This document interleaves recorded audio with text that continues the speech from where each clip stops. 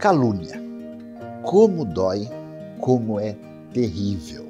No entanto, nós temos orientação de Deus sobre isso. A Bíblia nos diz que o grande José do Egito começou a sua vida com muita dificuldade.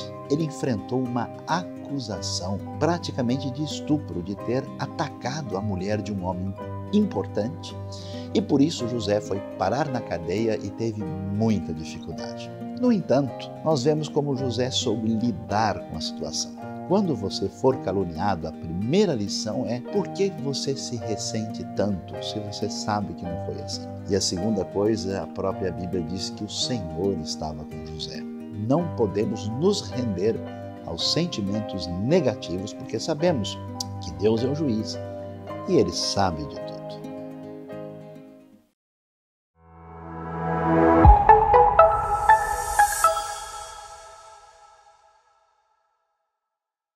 Olá, seja mais do que bem-vindo para mais uma celebração da IBNU e você é nosso convidado a participar ativamente dessa nossa celebração. E como você pode fazer isso?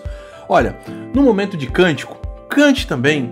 No momento de estudo da Palavra de Deus, abra sua Bíblia, faça suas anotações. No momento de oração, ore, coloque diante de Deus os seus pedidos. No momento de gratidão, agradeça a Deus pela presença dele tão marcante na sua vida.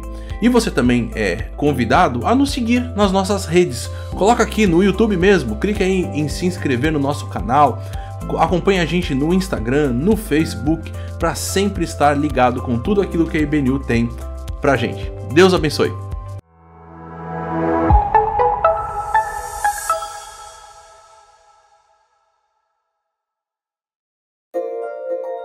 Bom dia!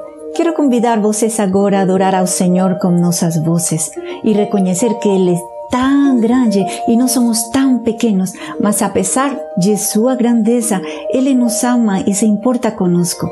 Vamos juntos cantar com todo o nosso coração ao único Deus verdadeiro, ao único que merece toda a glória, honra e louvor.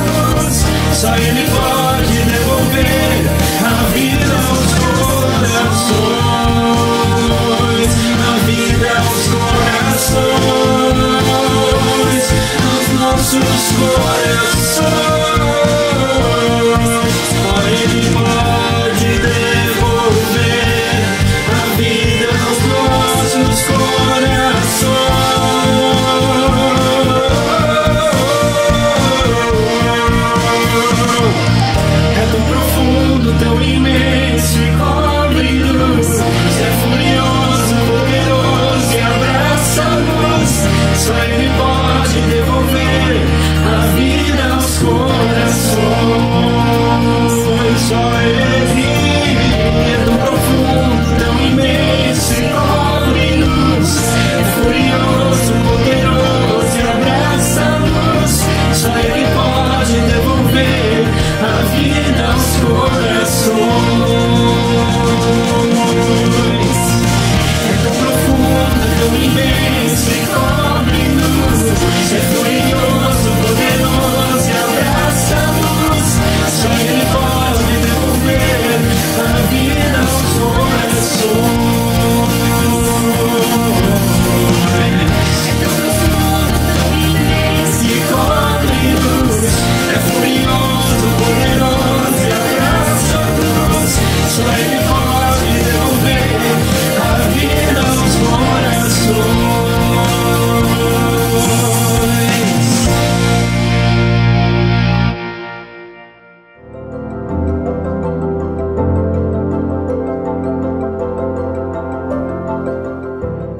O livro de Crônicas nos diz: rendam graças ao Senhor, pois Ele é bom. O seu amor dura para sempre. Estamos no início do ano e já sou grata por tudo o que Deus fez no primeiro mês do ano, em janeiro. Foi um mês bastante intenso e sou muito grata por este mês de janeiro, primeiro mês. Então, vamos orar. Senhor nosso Deus e Pai, te agradeço pela minha vida, pela vida da minha filha e de toda a minha família. Agradeço também porque sempre está comigo, me direcionando e me dando sabedoria para tomar as melhores decisões, Senhor. Agradeço também a sua misericórdia que se estende sobre nós todos os dias e agradeço também todo o amor e carinho com que tem cuidado de mim e da minha família. Em nome de Jesus. Amém. Junto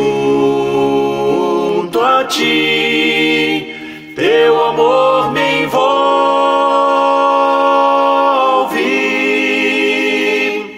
atrai-me pra o teu lado estar. Espero em ti e subo como águia nas asas do Espírito. Contigo voarei no poder do teu amor.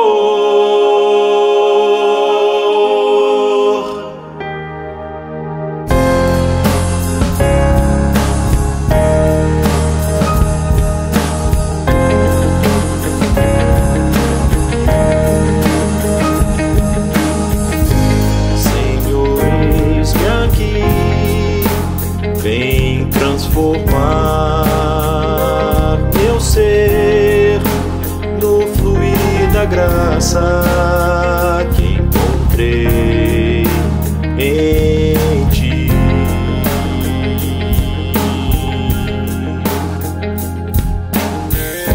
Senhor, descobri que as fraquezas que há em mim podem ser vencidas no poder do teu amor.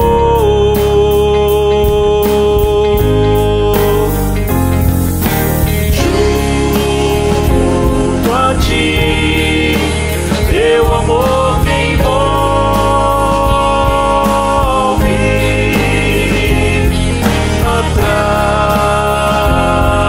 atrai-me pra o teu lado estar.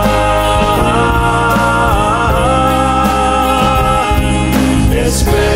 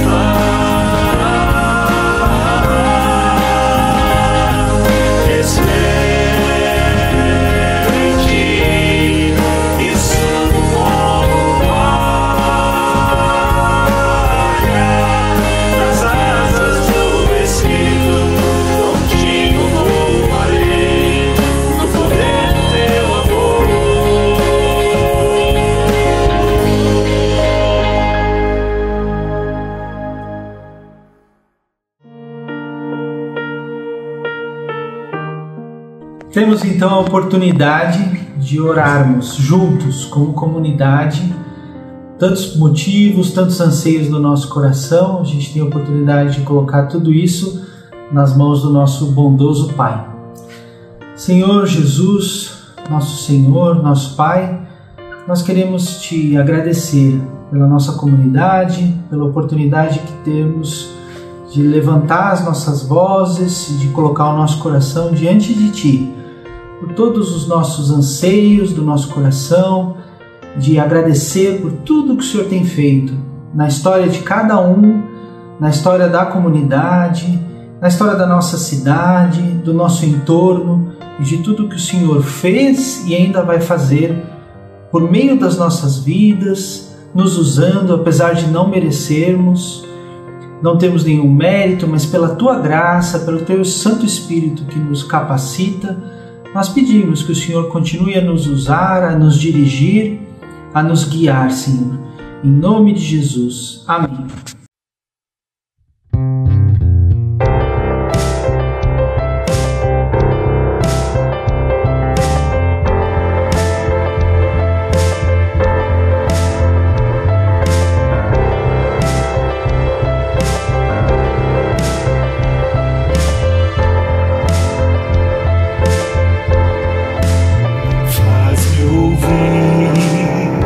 Tua voz, mais que a tua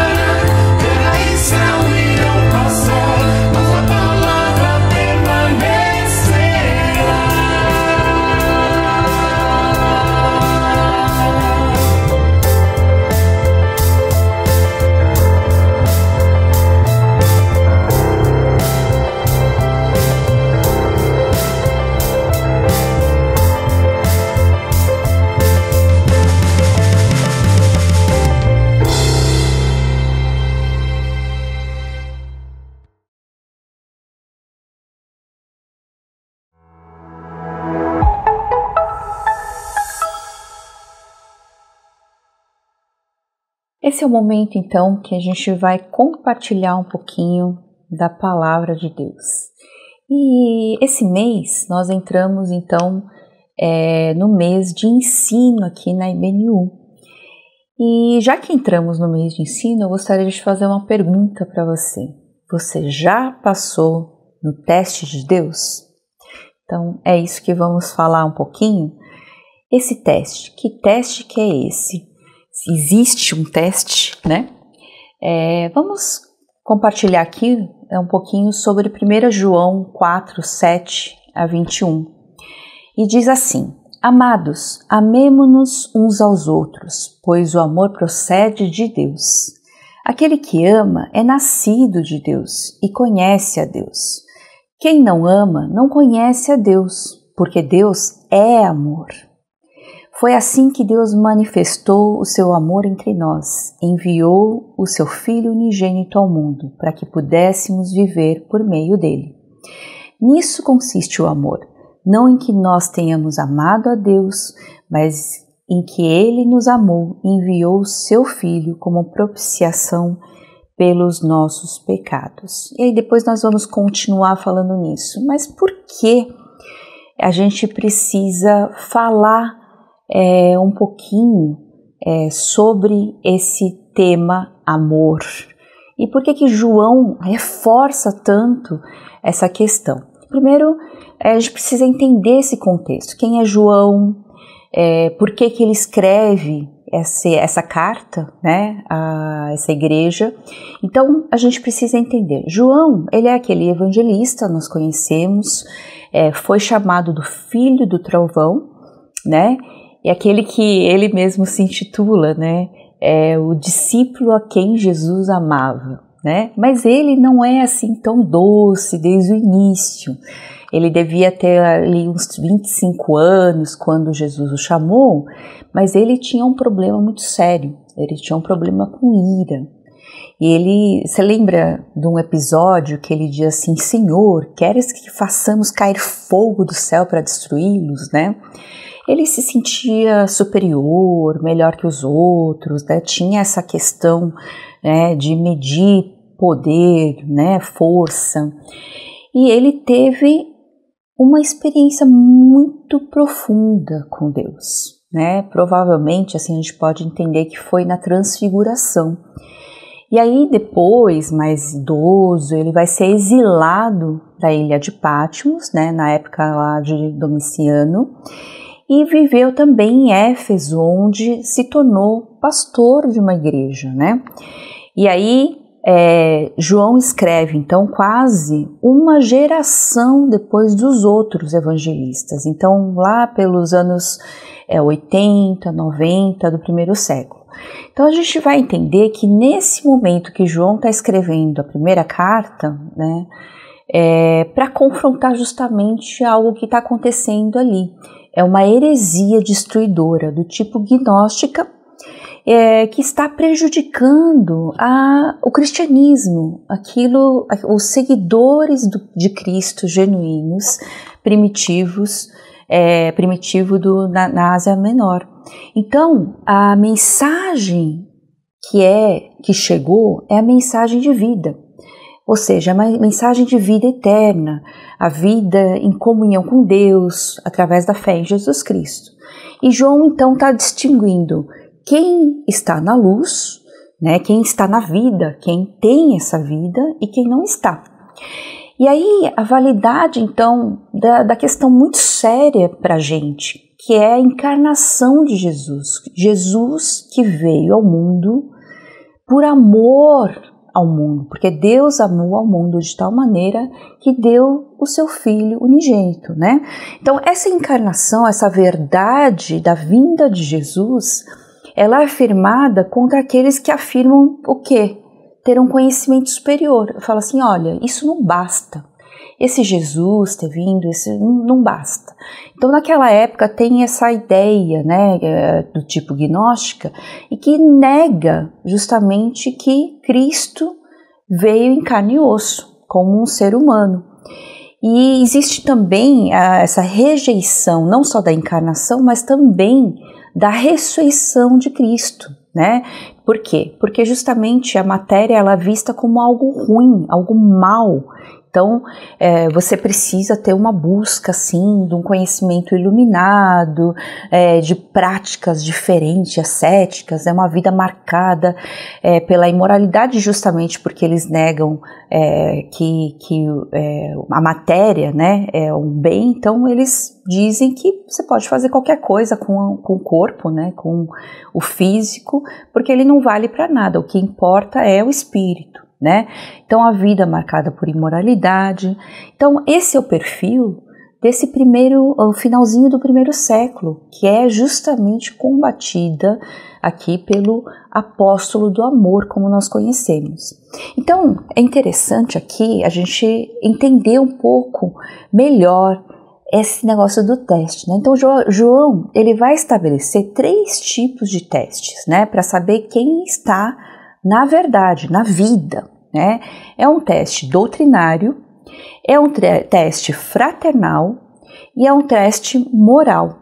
Então, quando a gente olha para o esboço assim de 1 João, a gente vai ver que a primeira coisa que aparece na carta de 1 João, a gente vai ver que aparece primeiro a encarnação da palavra da vida, né?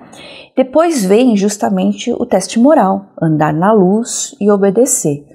E depois vem o teste fraternal, que é amar os irmãos, né, no capítulo 2, e a fé e o amor ao mundo, enfim. Depois vem de novo o teste moral, o teste fraternal, e vem aí o teste doutrinário, que fala justamente aqui da encarnação de Cristo, e depois falando também do Cristo como o Filho, né, o Filho de Deus, tá?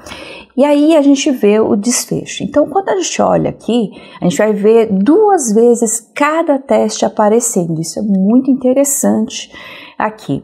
Então, o que esses testes nos mostram? Que o problema de relacionamento não é uma coisa qualquer.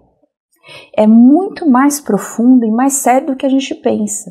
Então, às vezes a gente fala assim, esse negócio de eu ter uma briga, inveja, ciúme, né, falar mal dos outros, aí é um negocinho assim que pode ser relevado, né? Você fala algo que não é verdade, isso se espalha, as pessoas acabam tendo um problema sério, se você nem liga para o que aconteceu, porque o problema é delas, né? Isso não é verdade, né? Então o problema aqui é do relacionamento tanto com Deus como com o próximo. Então o importante é a gente entender que a gente tem que ter um embasamento muito sério, muito profundo e muito contundente, e dele depende também a saúde pessoal, né, espiritual, do que a gente entende, do que a gente vive, porque você não pode dar nada daquilo que você não tem. Se você não tem um fundamento na palavra, se você não entendeu o que significa essas palavras de Deus, eu não tenho como viver isso, eu não tenho como colocar em prática no dia a dia. Porque tudo que eu fizer vai vir de coisas que eu acredito. Se eu acredito que as coisas como dinheiro, riqueza, né, fama e outras coisas são o que é a prioridade na minha vida, é isso que eu vou colocar como prioridade nas minhas ações, nas minhas preocupações. Eu vou correr atrás de ficar mais famoso ou ficar mais rico todo dia. Então, aqui é importante a gente entender como essa questão do outro, a questão do relacionamento, a questão, né, desse relacionamento de amor é tão sério, visto como Deus coloca como tão sério na nossa vida, tá? Então, olha só que interessante, só nessa carta de 1 João, a importância do amor. Por quê? Só essa carta vai aparecer 43 vezes a palavra amor, né? Dos quais, olha só, 32 vezes, 32 usos só aparecem nesse trechinho pequeno que é do capítulo 4, 7 até o 5, 3. Então, vocês imaginem como é importante o que ele está falando. Ele está dando uma ênfase muito grande nessa questão. Então, voltando um pouquinho ali, amados, amemo-nos uns aos outros, pois o amor procede de Deus. Quer dizer, o amor é a base de tudo. É a marca registrada justamente de quem segue Jesus, daquele que se diz cristão, aquele que se diz seguidor, conhecedor de Deus. Esse amor só pode ter uma fonte, porque ele não pode vir de nós mesmos, ele não pode vir de alguma outra natureza, mas ele só pode vir de uma fonte, uma única fonte, que é Deus. E é muito bonito a maneira como ele coloca, que às vezes a gente não se dá conta do que é isso. Aquele que ama é nascido de Deus e conhece a Deus. Essa palavra conhecer, ela segue o tempo inteiro, né, a palavra amor. E ao contrário também, quem não ama não conhece a Deus, porque Deus é amor. Não tem como a gente não ter a fonte e dizer que a gente ama. Não é possível a gente não conhecer e dizer que ama. Então tem um pensador interessante, muito relevante, expressivo, que diz assim, o Martin Buber. Ele vai falar de Deus como o tu último. O tu quer dizer aquele que eu preciso conhecer, o tu que não se pode jamais se tornar um isto, quer dizer, você não tem como dominar, você não tem como manipular, né? Você precisa conseguir encarar, conseguir enxergar, conseguir estar diante dele. E esse outro é muito interessante, ele é relacional, ele é dialogal. E aí, olha só, que lindo que é isso. No encontro pessoal, há um momento único, transformador e significativo. Assim, Deus é alcançado não por interferência ou indução, como a gente às vezes acha que né? A gente vai tentar estudar muito sobre Deus, ou a gente vai, né, ver muitas coisas que Deus faz. E não, a gente precisa ouvi-lo, né, porque ele fala através das palavras que aparecem na Bíblia, na sua palavra, e a gente precisa responder a esse amor que ele está demonstrando, que ele demonstrou já, por exemplo, através do seu Filho único, porque nisto consiste o amor, né? Então, mas pela boa vontade de responder à realidade concreta da presença divina. Então, eu não sei se você já amou alguém. Se você já amou alguém, você quer conhecer mais e mais. Mas sabe uma coisa que acontece também de muito especial? É que quando a gente ama muito alguém, a gente também quer se mostrar. A gente quer mostrar o que está lá no coração, o que estava escondido, que para as outras pessoas você nunca contou. Então, a gente tem uma troca, um relacionamento verdadeiro que nasce, uma intimidade profunda que nasce desse amor verdadeiro e genuíno. Então, quando a gente conhece a Deus, a sua vontade, esse amor tão profundo que Ele nos dá todos os dias e que já derramou através do seu Filho Jesus, quando a gente conhece esse Deus, a gente precisa responder a esse amor. É isso que está dizendo essa carta tão preciosa quando ele fala da questão do amor. E a gente vai então voltar a esse texto. Quem ama é nascido de Deus e conhece a Deus. Ele já se revelou, ele já se mostrou, ele já se doou por nós por amor. E nós precisamos justamente responder a esse Deus. E aí, no versículo 9, continua assim: foi assim que Deus manifestou o seu amor entre nós, enviou seu Filho unigênito ao mundo, para que pudéssemos viver por meio dele. E nisto consiste o amor. Não que nós tenhamos amado a Deus, mas em que ele nos amou e enviou seu Filho como propiciação pelos nossos pecados. É interessante que ninguém pode ser doutrinária e eticamente correto sem conhecer a essência do Evangelho, que é justamente isso. Como é que a gente vai entender ou que a gente vai viver alguma coisa, né, sobre o que a gente vai colocar para fora, vamos dizer assim, vamos expor o que a gente não tem.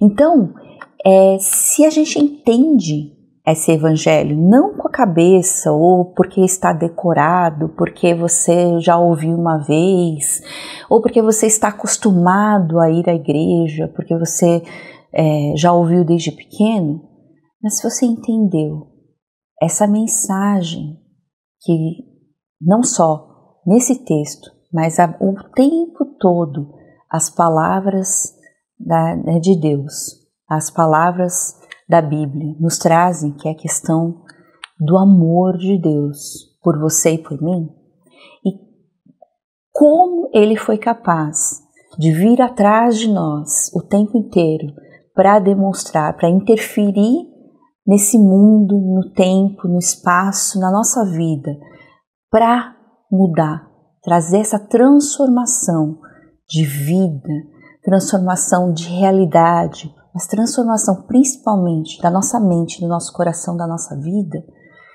Se a gente não conseguir colocar isso, entender isso de verdade, é impossível a gente viver. Não adianta discutir doutrina, não adianta discutir ética.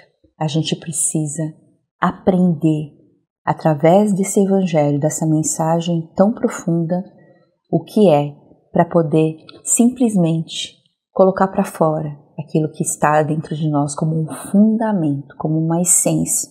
O nosso amor deve ser a reação adequada ao amor de Deus. Então, é interessante que é tão claro, porque a gente não vai conseguir nunca amar a Deus como Ele nos ama. É tão interessante que Jesus ele pergunta para Pedro, né? Pedro, tu me amas? Pedro, tu me amas? Ele está lá restaurando todo aquele erro de Pedro. Mas ele não está lá para colocar o dedo e falar, olha como você errou, você fez isso, você me negou 3 vezes. Não é isso. Ele está lá para justamente restaurar. Só que é interessante que Jesus sabe qual é a resposta de Pedro. Que ele não pode amá-lo como Jesus ama Pedro. Mas é interessante que Jesus sabe disso, mas Pedro não sabia até então.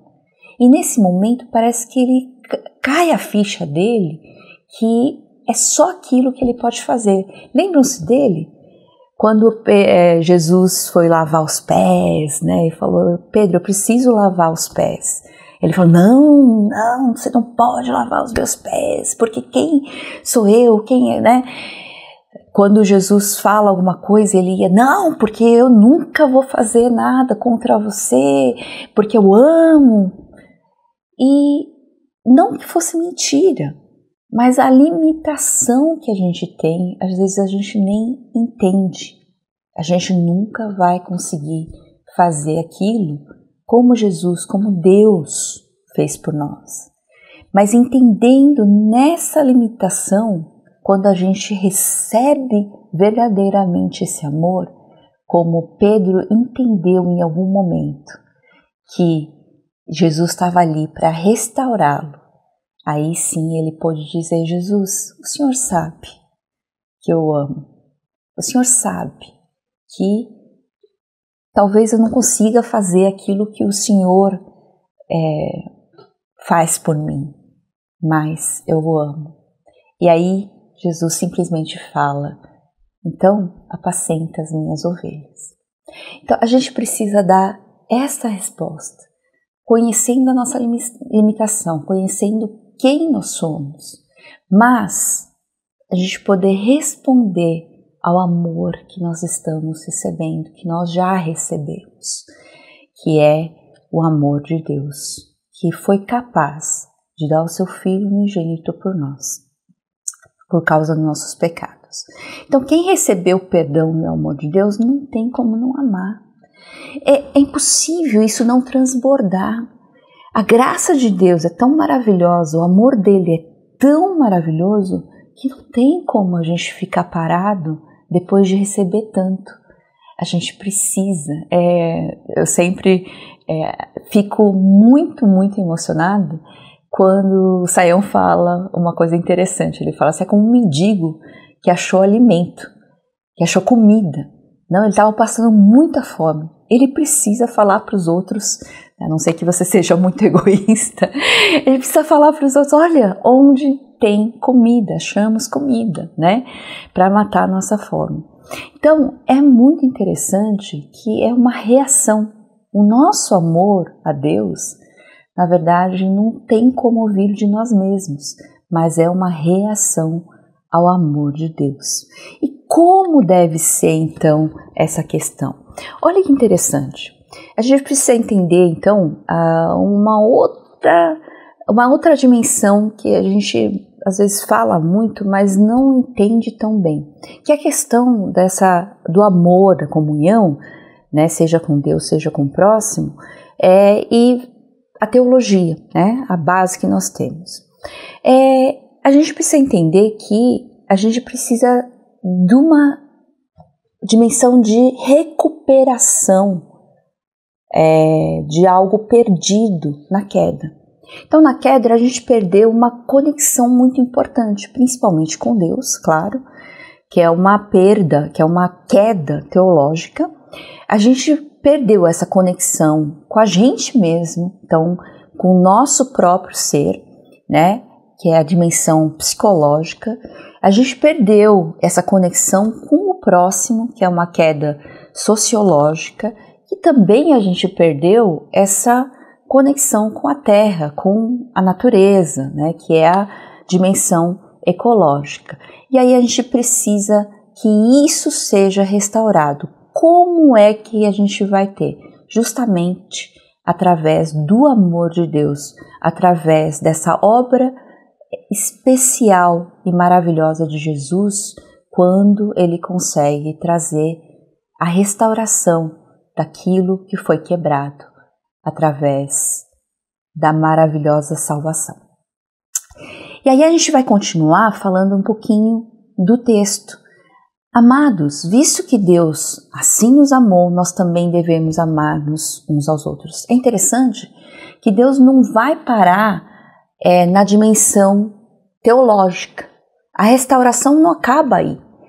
Então a restauração é interessante porque ela continua e ela tem uma outra dimensão que tem que ser restaurada, que é a quebra da conexão com o próximo, né? Que é a comunhão. A gente vai ver então que o texto diz: ninguém jamais viu a Deus, né? Nós não podemos, não conseguimos, não vimos a Deus. Então, como é que a gente vai saber se essa pessoa é de Deus, que conhece a Deus, como ele falou antes? É se amarmos uns aos outros. Deus permanece em nós e o seu amor está aperfeiçoado em nós. Sabemos que permanecemos nele e ele em nós, porque ele nos deu o seu Espírito. Então Deus é invisível. Deus, para nós, ele é invisível. Só que ele tem uma dimensão visível, que nós somos nós. Nós pessoas que conhecemos a Deus, podemos torná-lo visível. Então, a igreja que os outros veem, a igreja, a pessoa, o amor de Deus que os outros veem, é através de você e de mim. Então, ele será visto através de nós, se nos amarmos uns aos outros. É tão importante e precioso isso, e é uma coisa que nós esquecemos no nosso dia a dia. É como se nós fôssemos uma vitrine, nós fôssemos alguém que Deus colocou para continuar a missão dele, que foi de salvação. Ele quer continuar salvando as pessoas. Atos termina. E quando Jesus vai embora, ele já tinha deixado a missão para as pessoas. E as pessoas, a gente vai ver a missão com Paulo, né, com Barnabé, com Pedro e todos os apóstolos, que essa missão continua. Mas Atos acaba também. E aí, agora é a nossa vez de viver essa missão todos os dias. E como nós vivemos isso? Através do amor ao próximo. Então, vamos ver que o texto continua e vimos e testemunhamos que o Pai enviou seu Filho para ser Salvador do mundo. Se alguém confessa publicamente que Jesus é o Filho de Deus, Deus permanece nele e ele em Deus. Assim, conhecemos o amor que Deus tem por nós e confiamos nesse amor. Deus é amor, todo aquele que permanece no amor permanece em Deus e Deus nele. Dessa forma, o amor está aperfeiçoado entre nós, para que no dia do juízo tenhamos confiança, porque neste mundo somos como ele. No amor não há medo, pelo contrário, o perfeito amor expulsa o medo, porque o medo supõe castigo. Aquele que tem medo não está aperfeiçoado no amor. Então, ninguém pode ter a certeza doutrinária da salvação, viver em paz e agir eticamente sem conhecer o amor, que é o próprio Deus. Então, essa questão de conhecer, como a gente falou antes, né, que Deus se deu a conhecer, agora é a nossa vez de conhecermos a Deus, né, entendermos, vivermos esse amor, confiarmos nesse amor de verdade e vivermos isso todos os dias, para que outros também conheçam esse amor.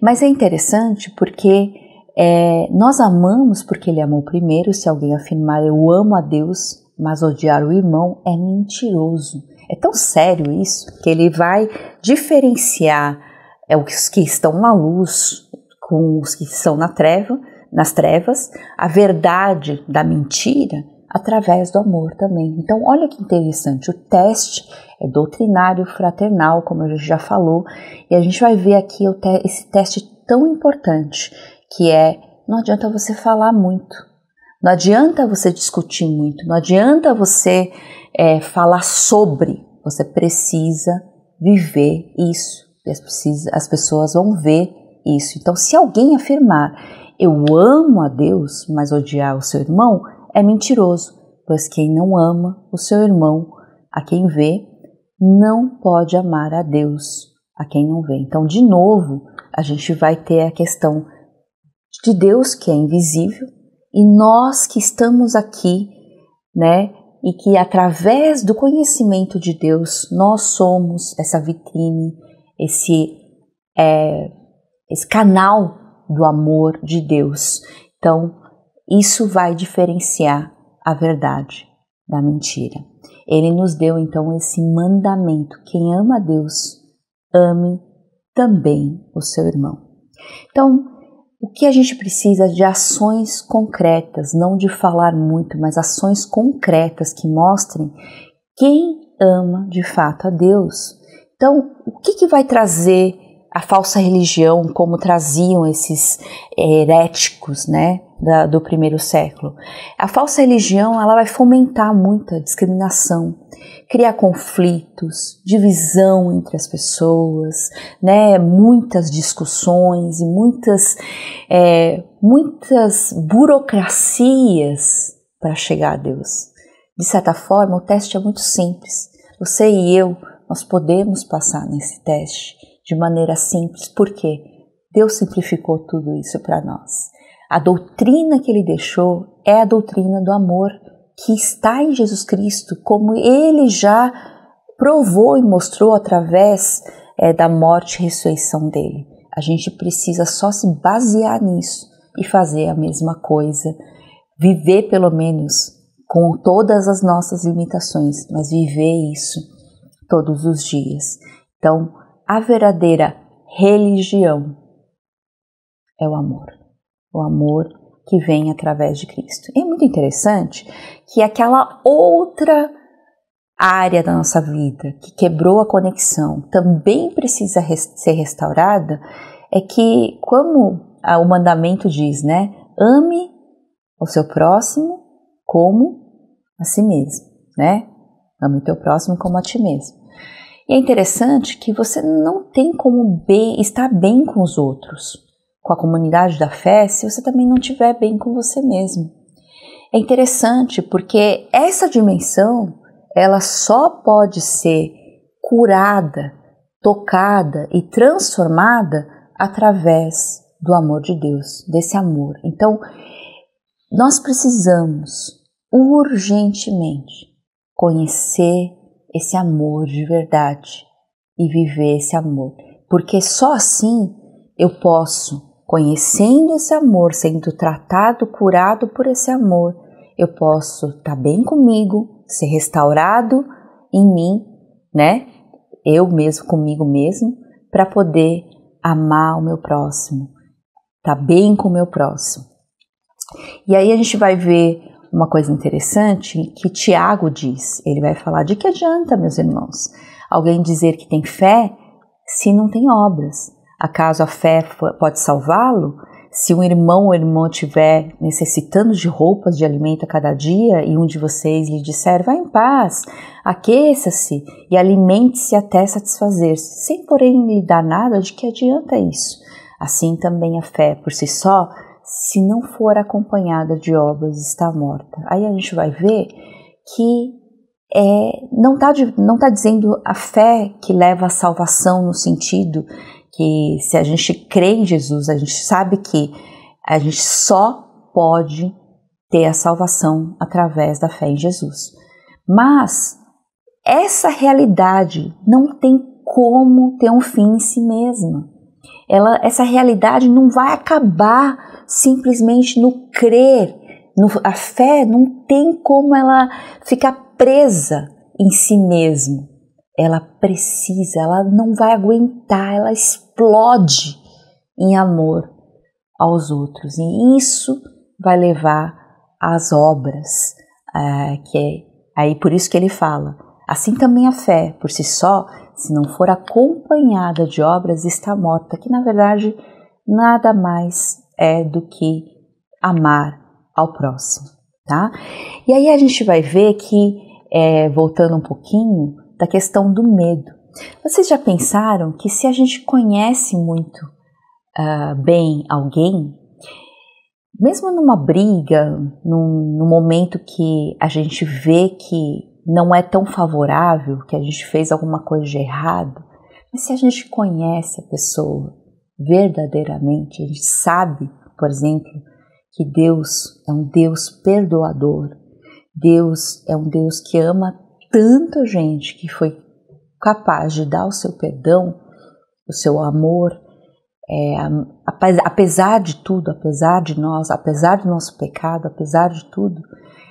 Então, a gente não tem medo. A gente consegue dizer para ele: olha, eu pisei na bola, eu fiz coisa errada, e a gente consegue a reconciliação. É interessante isso. É interessante que quanto mais a gente conhecer a Deus, quanto mais a gente conhecer sobre o amor dele na nossa vida, a gente vai ser livre dessa questão, porque a gente não vai ter esse medo de que será que eu estou fazendo uma coisa errada? Será que eu vou levar um castigo? Será que...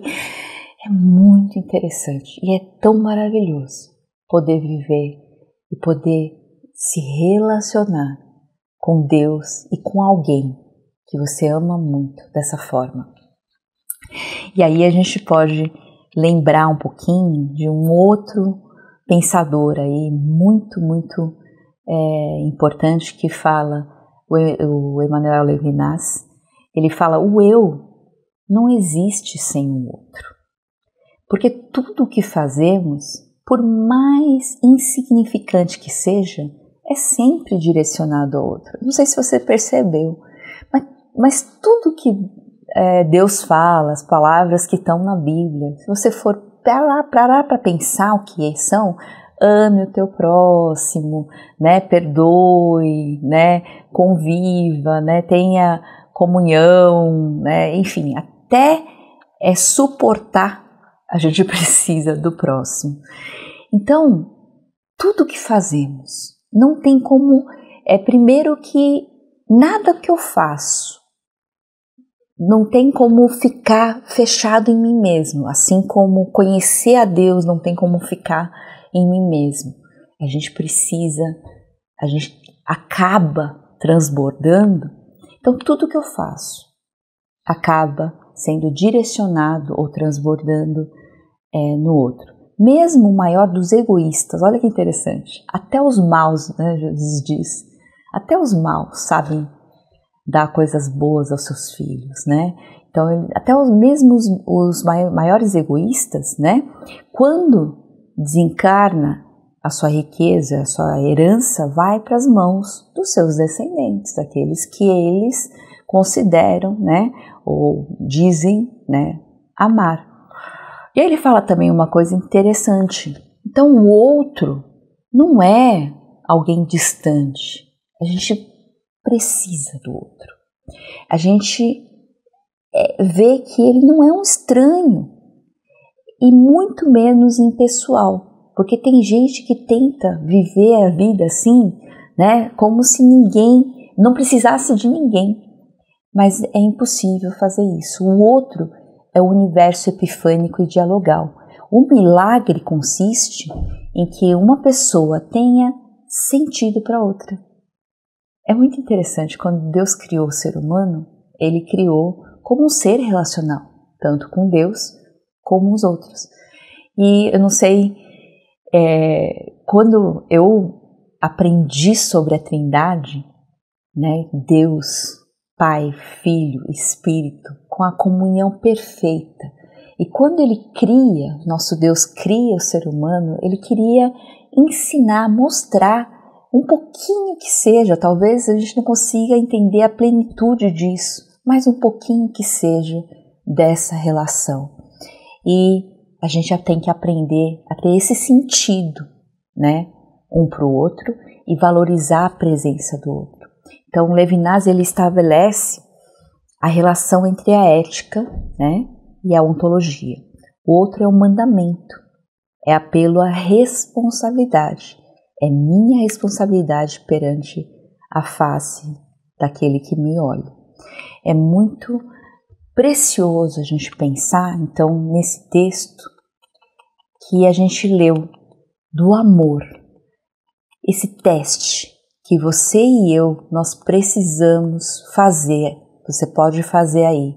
Nós amamos a Deus porque Ele nos amou primeiro e a gente precisa passar nesse teste do amor, que conhece a Deus, que ama a Deus e que transborda esse amor para o próximo, para o outro, como Deus colocou em sua palavra, como algo tão fundamental, porque Ele é amor. Então, que Deus nos abençoe e nos ensine a fazer isso todos os dias da nossa vida.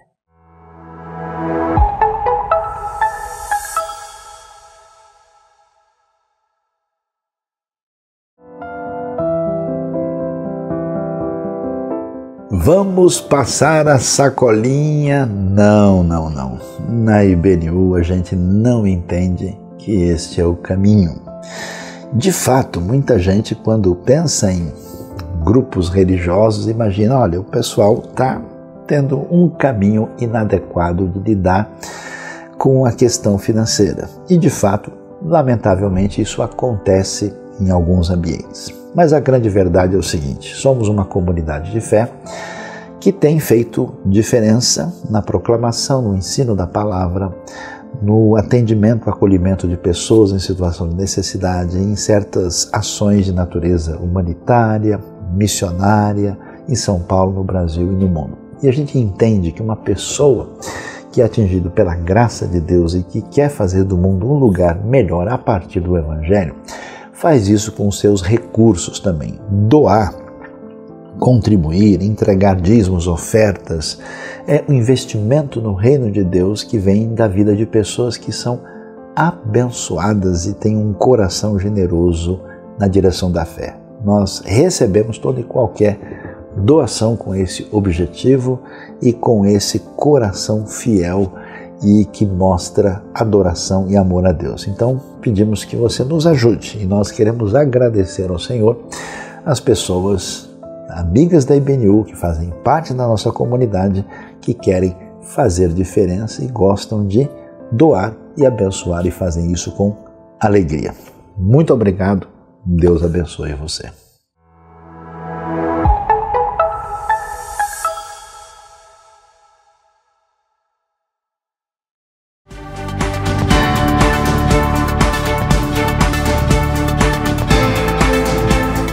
A partir do dia 12 de fevereiro, quarta-feira, e depois todas as quartas, nós vamos ter aqui no Espaço IBNU, em São Paulo, a celebração de quarta-feira. A celebração IBNU agora também na quarta-feira, a partir das 20 horas. Você é convidado a participar, um momento ali no meio da semana para você se integrar ali com seus irmãos na comunhão e também colocar a sua vida diante do Senhor, aprender um pouco mais da sua palavra para melhorar a sua caminhada. Toda quarta-feira, a partir do dia 12 de fevereiro. A viagem com ele vai bem para Jerusalém, mas fazer o que em Jerusalém? Aprender coisa do bem, mas de Jerusalém levo você para Galileia. Sim, a Galileia, que é a Galileia do Sermão do Monte, quando Jesus fala dos bem-aventurados, das bem-aventuranças, macários no grego. Por isso, na IBNU nós estamos iniciando o nosso curso de Teologia Cristã Macários, com vários professores, todos de altíssima capacidade e formação na área de teologia, para falar sobre Deus, sobre Cristo, sobre o Espírito Santo, sobre a igreja, sobre escatologia, sobre quem é o ser humano, um curso com certificado da IBNU que você pode fazer e deve fazer para se preparar. Aguarde, porque tudo começa no dia 25 de fevereiro. Se inscreva, faça parte, curso Macários, Teologia Cristã para abençoar a vida do povo de Deus. Não se esqueça, faça parte, seja você também um aluno desse curso especial com os professores da IBNU. Nós agradecemos a Deus pelo fato de que você acompanhou com a gente essa celebração, de que você partilhou com a gente desses pedidos, desses agradecimentos e junto conosco também pensou a respeito da palavra de Deus. Nós agora pedimos para que você nos ajude como igreja, como IBNU, a divulgar esse conteúdo, divulgar essa celebração para outras pessoas que possam ser abençoadas também por esse momento de adoração, e nós pedimos para que você faça isso por meio das redes sociais, para que você compartilhe com seus amigos, com seus familiares, e a gente deseja que você tenha uma boa semana e também um abençoado ano de 2025.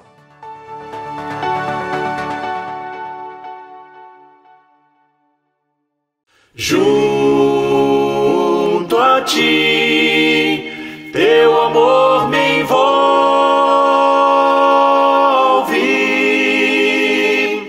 atrai-me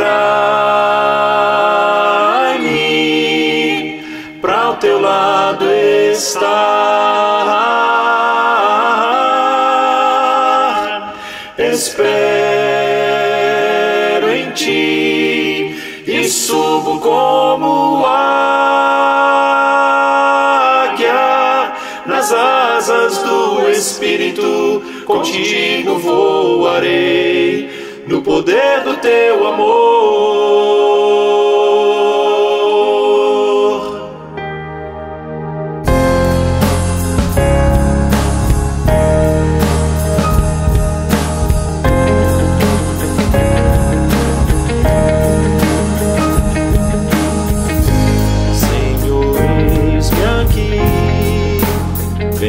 Transformar meu ser no fluir da graça que encontrei em ti.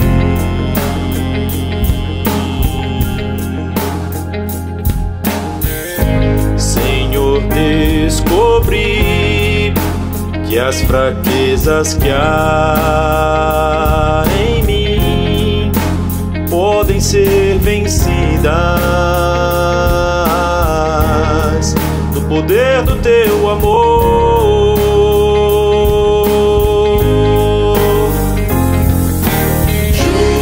Junto a ti, teu amor me envolve,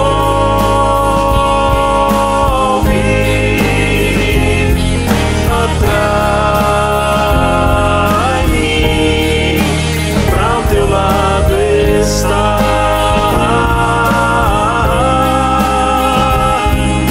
Espero em ti e subo como águia nas asas do Espírito. Contigo voarei no poder do teu amor.